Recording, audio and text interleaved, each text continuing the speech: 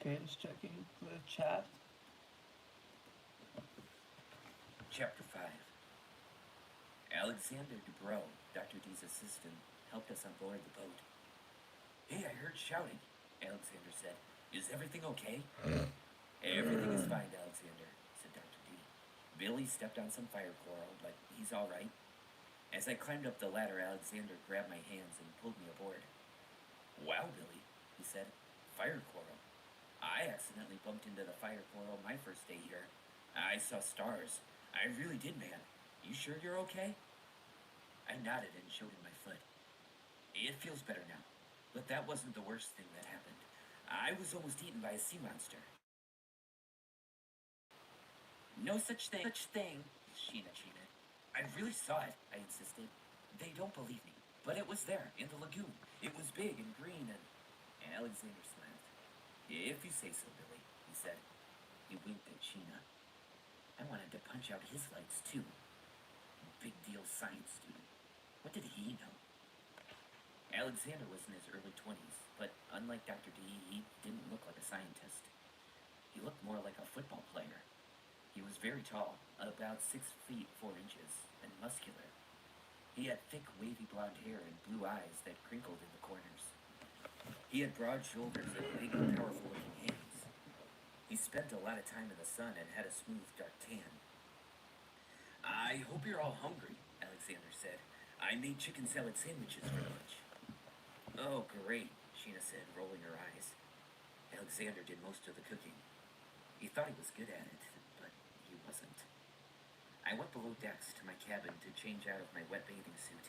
My cabin was really just a tiny sleeping cubby with a cupboard for my things. Sheena had one just like it. Dr. D and Alexander had bigger cabins that they could actually walk around in. We ate in the galley, which was about was what Dr. D called the boat's kitchen. It had a built-in table and built-in seats and a small area for cooking. When I entered the galley, Sheena was already sitting at the table. There was a big sandwich on a plate in front of her, and one waiting for me. Neither of us were too eager to try Alexander's chicken salad. The night before, we had eaten Brussels sprouts casserole. For breakfast this morning, he served us whole wheat pancakes that sank to the bottom of my stomach like the Titanic going down. You first, I whispered to my sister. Sheena said, shaking her head. You try it. You're older. My stomach growled. I sighed. There was nothing to do but taste it. I sank my teeth into the sandwich and started chewing. Not bad, I thought at first. A little chicken, a little mayonnaise. It actually tasted like a regular chicken salad sandwich. Then, suddenly, my tongue started to burn. My whole mouth was on fire. I let out a cry and grabbed for a glass of iced tea in front of me. I downed the entire glass. Fire coral, I screamed. You put fire coral in the chicken salad. Alexander laughed. Just a little chili pepper. For taste, you like it? I think I'd rather have cereal for lunch, Sheena said, setting down her sandwich. If you don't mind. You can't have cereal for every meal, Alexander replied, frowning. No wonder you're so skinny, Sheena. You never eat anything but cereal. Where's your spirit of adventure? I think I'll have cereal too, I said sheepishly, just for a change of pace. Dr. D came into the galley. What's for lunch? He asked. Chicken salad sandwiches, said Alexander. I made them spicy. Very spicy, I warned him. Dr. D glanced at me and raised an eyebrow. Oh, really? He said. You know, I'm not very hungry. I think I'll just have cereal for lunch. Maybe Billy and I could make Cereal dinner for tonight, lunch is she disgusting. offered. She poured cereal into a bowl and added milk. It's not fair for Alexander to cook all the time. That's a nice idea, Sheena, said Dr. D. What do you two know how to make? I know how to make brownies from a mix, I offered. And I know how to make fudge, said Sheena. Said Dr. D. Maybe I'll cook tonight. How does grilled fish sound? Great, I said.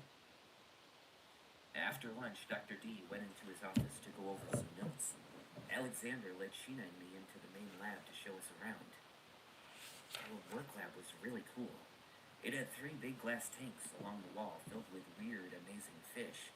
The smallest tank held two bright yellow seahorses and an underwater trumpet. The underwater trumpet was a long red and white fish shaped like a tube. There were also a lot of guppies swimming around in the tank. Another tank held some flame angelfish, which were orange-red like fire, and a harlequin tuskfish with orange and aqua tiger stripes for camouflage. The biggest tank held a long black and yellow snake-like thing with a mouthful of teeth. Ugh! Sheena made a disgusted face as she stared at the long fish. That one is really gross. That's a blackbird eel, said Alexander. He bites, but he's not deadly. Hold on. Super bright. See the book?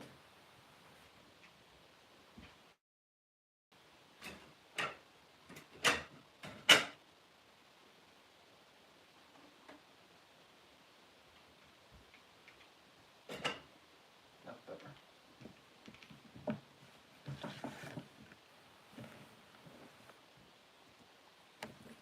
We call him Biff. I snarled through the glass at Biff, but he ignored me. I wondered what it would be like to come face to face with Biff in the ocean. His teeth looked nasty, but he wasn't nearly as big as the sea monster.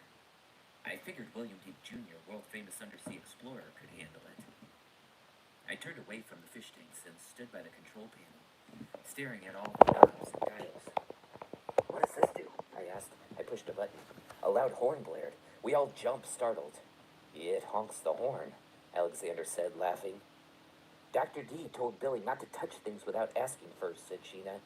He's told him 1,000,000 times. He never listens. Shut up, Shira, I said sharply. You shut up. Hey, no problem, said Alexander, raising both hands, motioning for us to chill out. No harm done.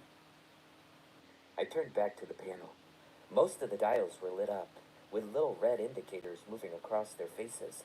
I noticed one dial that was dark, its red indicator still. What's this for? I asked, pointing to the dark dial. It looks like you forgot to turn it on. Oh, that controls the Nansen bottle, Alexander said. It's broken. What's a Nansen bottle? Asked Sheena. It collects samples of seawater from way down deep, said Alexander. Why don't you fix it? I asked. We can't afford to, said Alexander. Why not? Asked Sheena. Doesn't the university give you money? We both knew that Dr. D's research was paid for by the university in Ohio. They gave us money for our research, Alexander explained, but it's almost gone. We're waiting to see if they'll give us more. In the meantime, we don't have the money to fix things. What if the Cassandra breaks down or something? I asked. Then I guess we'll have to put her in dry dock for a while, said Alexander, or else find a new way to get more money. Wow, said Sheena. That would mean no more summer visits. I hated to think of the Cassandra just sitting on a dock. Even worse was the thought of Dr. D being stuck on land with no fish to study. Our uncle was miserable whenever he had to go ashore. He didn't feel comfortable unless he was on a boat. I know because one Christmas he came to our house to visit. Usually Dr. D is fun to be with, but that Christmas visit was a nightmare. Dr. D spent the whole time pacing through the house. He barked orders at us like a sea captain. Billy, sit up straight, he yelled at me. Sheena, swab the decks. He just wasn't himself. Finally, on Christmas Eve, my dad couldn't take it anymore. He told Dr. D to shape up or ship out. Dr. D ended up spending a good part of Christmas Day in the bathtub, playing with my old toy boats. As long as he stayed in the water, he was back to normal. I never wanted to see Dr. D stranded on land again. Don't worry, kids, Alexander said. Dr. D has always found a way to get by. I hoped Alexander was right. I studied another strange dial, marked sonar probes. Hey, Alexander, I said, will you show me how the sonar probes work? Sure, said Alexander. Just let me finish a few chores. He walked over to the first fish tank. He scooped out a few guppies with a small net. Who wants to feed Biff today? Not me, said Sheena. Yuck. No way, I said as I stepped into a porthole and peered out. I thought I heard a motor outside.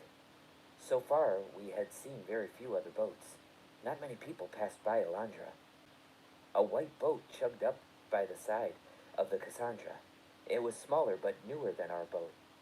A logo on the side said, Marina Zoo. A man and a woman stood on the deck of a zoo boat. They were both neatly dressed in khaki pants and button-down shirts. The man had a short, neat haircut, and the woman's brown hair was pulled back in a ponytail. She carried a black briefcase. The man waved to someone on the deck of the Cassandra. I figured he had to be waving at Dr. D. Now Sheena and Alexander stood beside me at the porthole watching. Who's that? Sheena asked. Alexander cleared his throat. I'd better go see what this is about, he said. He handed Sheena the net with the guppies in it. Here, he said, feed Biff. I'll be back later. He left the lab in a hurry. Sheena looked at the squirming guppies in the net and made a face. I'm not going to stay here and watch Biff eat these poor guppies. She stuck the net in my hands and ran out of the cabin. I didn't want to watch Biff eat the poor fish either, but I didn't know what else to do with them. I quickly dumped the guppies into Biff's tank. The eel's head shot forward. His teeth clamped down on the fish. The guppy disappeared. Biff grabbed for another one. He was a fast eater. I dropped the net on a table and walked out of the lab. I made my way down the narrow passageway, planning to go up on deck for some air. I wondered if Dr. D would let me do some more snorkeling this afternoon. If he said yes, maybe I would swim toward the lagoon, see if I could find any sign of the sea monster. Was I scared? Yes. But I was also determined to prove to my sister and uncle that I wasn't crazy, that I wasn't making it up. I was passing Dr. D's office when I heard voices. I figured Dr. D and Alexander must be in there with the two people from the zoo. I paused just for a second. I didn't mean to eavesdrop, I swear. But the man from the zoo had a loud voice, and I couldn't help but hear him. And what he said was the most amazing thing I had ever heard in my whole entire life. I don't care how you do it, Dr. Deep, the man bellowed, but I want you to find that mermaid. Chapter 6. A mermaid? Was he serious? I couldn't believe it. Did he really want my uncle to find a real live mermaid? I knew Sheena would start chanting, no such thing, no such thing. But here was a grown man, a man who worked for a zoo, talking about a mermaid. It had to be real. My heart started to pound with excitement. I might be one of the first people on Earth ever to see a mermaid, I thought. And then I had an even better thought. What if I was the one to find her? I'd be famous. I'd be on TV and everything. William Deep Jr., the famous sea explorer. Well, after I heard that, I couldn't just walk away. I had to hear more. Holding my breath, I pressed my ear to the door and listened. Mr. Showalter, Miss Wickman, please understand, I heard Dr. D saying, I'm a scientist, not a circus trainer. My work is serious. I can't waste my time looking for fairy tale creatures. We're quite serious, Dr. Deep, said Miss Wickman. There is a mermaid in these waters, and if anyone can find her, you can. I heard Alexander ask, what makes you think there's really a mermaid out there? A fisherman from a nearby island spotted her, replied the man from the zoo. He said he got pretty close to her, and he's sure she's real. He saw her near the reef, this reef, just off Alondra. The reef? Maybe she lives in the lagoon. I leaned closer to the door. I didn't want to miss a word of this. Some of these fishermen are very superstitious, Mr. Showalter, my uncle scoffed. For years there have been stories, but no real reason to believe them. We didn't believe the man ourselves, said the woman. Not at first, but we asked some other fishermen in the area, and they claim to have seen the mermaid too. And I think they're telling the truth. Their descriptions of her match, down to the smallest detail. I could hear my uncle's desk chair creak. I imagined him leaning forward as he asked, and how exactly did they describe her? They said she looked like a young girl, Dr. Showalter told him, except for he cleared his throat, the fishtail. She's small, delicate, with long blonde hair. They described her tail as shiny and bright green, said the woman. I know it sounds incredible, Dr. Deep, but when we spoke to the fishermen, we were convinced that they really saw a mermaid. There was a pause. Was something missing? I pressed my ear to the door. I heard my uncle ask, And why exactly do you want the creature? Why do you want to capture this mermaid? Obviously, a real live mermaid would be a spectacular attraction at a zoo like ours, said the woman. People from all over the world would flock to see her. The Marina Zoo would make millions of dollars. We are prepared to pay you very well for your trouble, Dr. Deep, said Mr. Showalter. I understand you are running out of money. What if the university refuses to give you more? It would be terrible if you had to stop your important work just because of that. The Marina Zoo can promise you $1 million, said the woman, if you find the mermaid. I'm sure your lab could run for a long time on that much money. $1 million? I thought. How could Dr. D turn down that kind of money? My heart pounded with excitement. I pushed against the door, straining to hear. What would my uncle's answer be?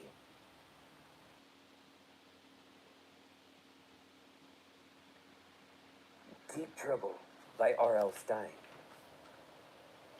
Chapter 7. Leaning hard against the door, I heard Dr. D let out a long, low whistle. That's quite a lot of money, Miss Whitman, I heard him say. 60 minutes. There was a long pause. Then he continued, but even if mermaids existed, I wouldn't feel right about capturing one for a zoo to put on display. I promise you we would take excellent care of her, replied Mr. Showalter.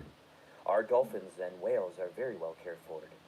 The mermaid, of course, would get extra special treatment.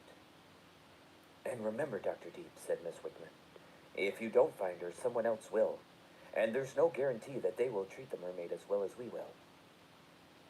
I suppose you're right, I heard my uncle reply.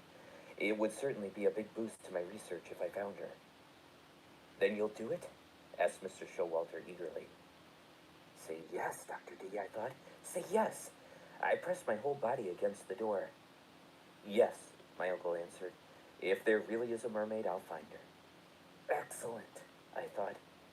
Very good, said Miss Whitman. Excellent decision, Mr. Showalter added enthusiastically. I knew he had come to the right man for the job. We'll be back in a couple of days to see how the search is going. I hope you'll have some good news by then, Miss Whitman said. That's not much time, I heard Alexander remark. We know, Miss Whitman replied, but obviously the sooner you find her, the better. And please, Mr. Showalter said, please keep this a secret. No one must know about the mermaid. I'm sure you can imagine what would happen if... Crash! I lost my balance. I fell against the door. To my shock, it swung open, and I tumbled into the room. Chapter 8. I landed in a heap in the center of the cabin floor. Dr. D, Mr. Showalter, Miss Whitman, and Alexander all gaped at me with their mouths open. I guess they hadn't expected me to drop in. Hi everyone, I murmured. I felt my face burning and I knew that I was blushing. Nice day for a mermaid hunt. Mr. Showalter jumped to his feet angrily. He glared at my uncle. This was supposed to be a secret. Alexander strode across the room and helped me to my feet.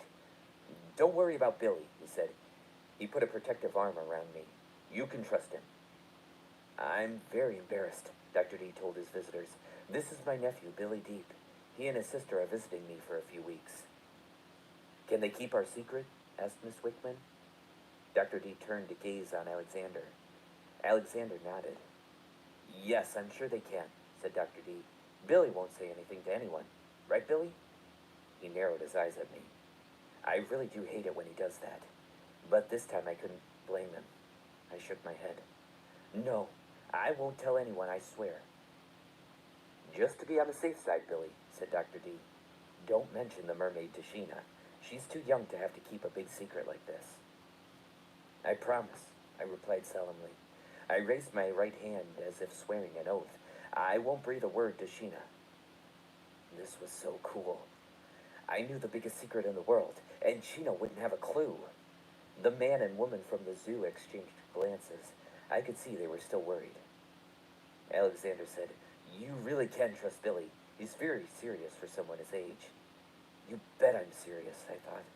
I'm William Deep Jr., world-famous mermaid catcher. Mr. Showalter and Miss Whitman seemed to relax a little. Good, said Miss Wickman. She shook hands with Dr. D, Alexander, and me. Mr. Showalter gathered up some papers and put them into the briefcase. We'll see you in a few days, then, said Miss Wickman. Good luck. I won't need luck, I thought, watching them roar away on their boat a few minutes later. I won't need luck because I have skill and daring. My head spun with all kinds of exciting thoughts. Would I let Sheena be on TV with me after I single-handedly captured the mermaid? Probably not. That night I sneaked off the boat and slipped into the dark water. I swam noiselessly toward the lagoon. I glanced back at the Cassandra. It floated quietly. All the portholes were dark. Good, I thought. No one is awake to notice that I'm gone. No one knows I'm out here. No one knows I'm swimming in the sea at night, all alone. Swimming steadily, easily under the silvery moonlight, I made my way around the reef and into the dark lagoon. I slowed my stroke just past the reef. My eyes darted eagerly around the lagoon. The waves lapped gently under me. The water sparkled as if a million tiny diamonds floated on the surface. Where was the mermaid? I knew she was there. I knew I would find her here. From deep below me, I heard a low rumble. I listened hard. The sound, faint at first, grew louder. The waves tossed as the sound became a steady roar. It rumbled like an earthquake on the ocean floor. The waves tumbled and tossed. I struggled to stay on top of them. What was happening? Suddenly, from the middle of the lagoon, a large wave swelled.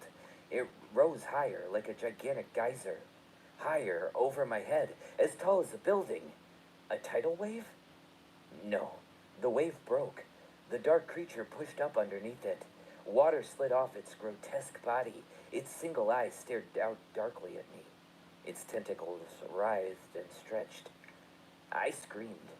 The monster blinked its muddy brown eye at me. I tried to turn and swim away, but it was too fast.